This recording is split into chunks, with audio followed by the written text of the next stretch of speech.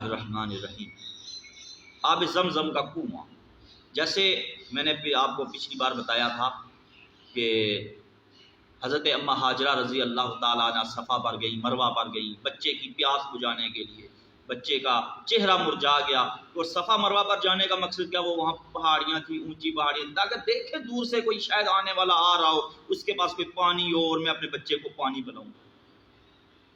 تو جب ماں تھک گئی، ہار گئی صفا مروہ پر چکر لگاتے ہوئے، اللہ کے رسول صلی اللہ علیہ وسلم نے فرمایا اسی دن سعی کی ابتدا ہو گئی جس دن اماں ہاجرہ نے حضرت اسماعیل علیہ السلام کی پیاس بجھانے کے لیے صفا مروہ کے چکر لگائے۔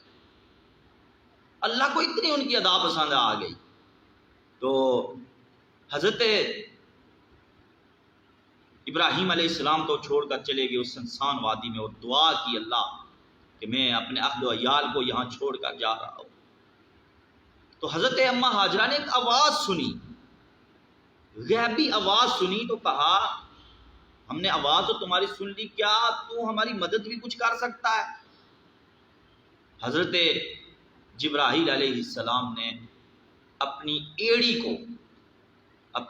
کو زمین پر رگڑا، ایڑی کو زمین پر رگڑا، اللہ اکبر، تو ایک چشمہ ابلنے لگا،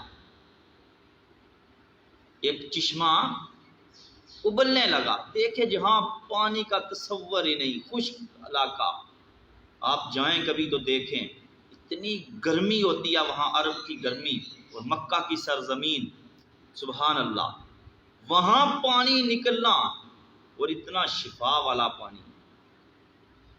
ایک عورت کو میں سن رہا تھا، وہ کہہ رہی تھی کہ مجھے کینسر تھا، ڈاکٹروں نے مجھے آخری سٹیج پر چھوڑ دیا، لا علاج کر دیا۔ تو میرا خامد مجھے کہنے لگا کوئی بتاؤ، کوئی پتہ نہیں زندگی کا۔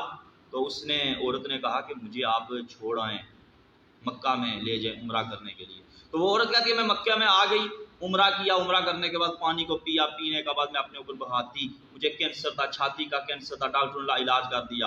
کہتی ہیں جب میں نے یہ عمل شروع کیا آج اور کل اور ایسے کرتے کرتے جب میں عمرے سے واپس گئی تو ڈاکٹر سے جب میں نے رپورٹ کرائی تو ڈاکٹر حیران ہو گئے، کہنے لگے بی بی تجھے تو ہے ہی نہیں کینسر۔ تو فرمایا ایسا پانی، حضرت جبرائیل علیہ السلام نے ایڑی کو رگڑا تو پانی ابلنے شروع ہو گیا۔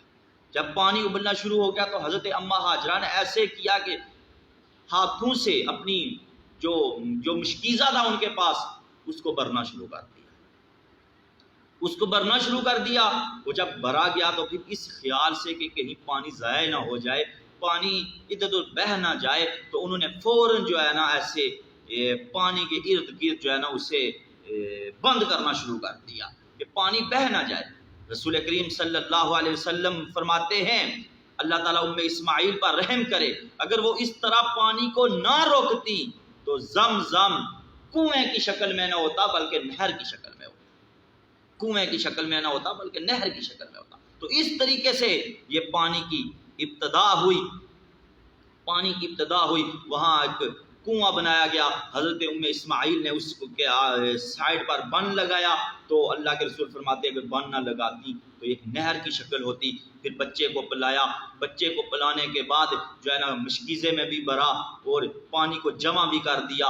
وہاں ابھی کوئی آدمی نہیں ہے اور پانی بھی اللہ نے دے دیا، اس لیے کہ حضرت ابراہیم علیہ السلام کی دعا ہے۔ وہاں سے ایک قبیلہ